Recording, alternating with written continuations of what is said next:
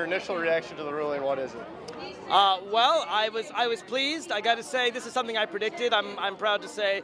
When I heard the oral arguments, one of the things I noticed early on as a court watcher is that Anthony Kennedy is the guy you normally look to for the swing votes. And he was saying some very extraordinary things. He was calling extreme and unprecedented. And I said, uh-oh, we're in trouble. Progressives are in trouble. Obama administration's in trouble because Kennedy is usually the swing vote. But then I heard Chief Justice Roberts, and he had many more measured comments on both sides, and it turns out he went on both sides. He upheld it under the taxing clause of Article 1, Section 8, and denied it under the regulation interstate commerce clause. But Article 1, Section 8, it says that any of these powers Congress has. So any one of them makes it constitutional. CNN's mistake was they heard Roberts, they read what he said about the Commerce Clause, and they didn't read on the opinion, they read what he said about the taxing clause. So for everyone at home who's maybe still confused, do you mind just breaking down exactly I'll be happy what this law means for the U.S.? You know, it's all about this. It's all about the Constitution of the United States. Article 1, Section 8 says that Congress shall have the power to lay and collect taxes to provide for the general welfare of the United States. It also goes on to say that they have the power to regulate interstate commerce. Now, Roberts agreed with the four conservatives that Congress did not have the power to regulate interstate commerce in this case. The four liberal justices agreed.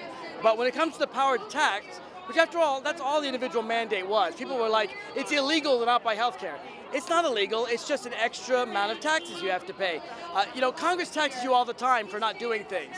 I don't have kids. Congress taxes me more for not having kids. If you don't own a home, Congress taxes you more if you don't have a mortgage on a home.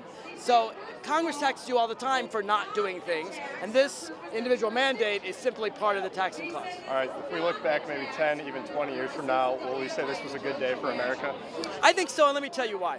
The purpose of the United States Supreme Court is to uphold minorities' rights against the wills of the majority. If you have Jim Crow laws, if you have majorities in Alabama and Mississippi saying blacks can't vote, you need a higher level federal court to say, hey, wait a minute, protect a minority's civil rights.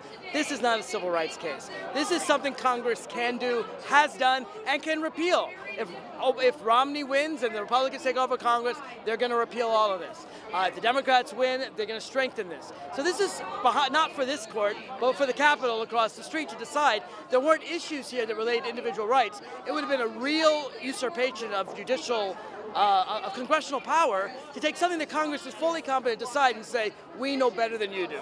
And that's, in essence, what the four conservative justices did. They said, we don't like what Congress did, therefore we're against it. But they're not supposed to decide based on what they like. Chief Justice Roberts was courageous. I'm sure he did not like the bill. He's a very strong conservative, but he should rule according to the law. And the law is quite clear that this is constitutional. That's why more than 90% of legal scholars across the nation thought it would be upheld based on the law. Interestingly, less than half thought this court would actually uphold the law, but they did uphold the law today. All right, last question for you. Now, you've studied the law for a long time. Have you ever seen a reaction quite like this outside the Supreme Court? The only thing that comes to any mind is Bush v. Gore was an extreme decision, of course. That was sorrow and anger and frustration here. The American people had elected Al Gore, and the court said, we're not going to count your votes. That was a more extreme decision. People are certainly very angry about the Citizens United decision, but this ranks up there. This is probably the most important decision of the decade. All right, great. Thank you very much. Thank you. Appreciate it.